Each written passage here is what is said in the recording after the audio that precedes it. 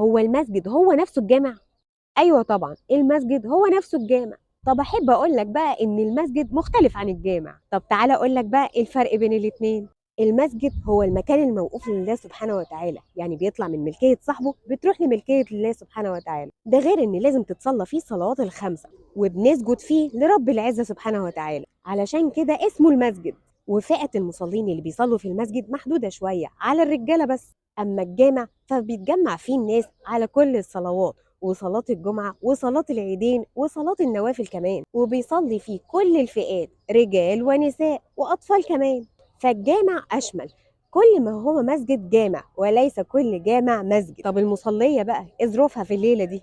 المصلية بقى بتتصلى فيها الصلاة الطارئة، على عكس المسجد تماما بيتصلى فيها الخمس فروض. يعني مثلا زي مصلية المدرسة أو مصلية الشغل، فأنت بتصلي فيها الصلوات الطارئة، ومش كل صلاة بتتصلى فيها. عرفتوا بقى الفرق بين المسجد والجامع والمصلية؟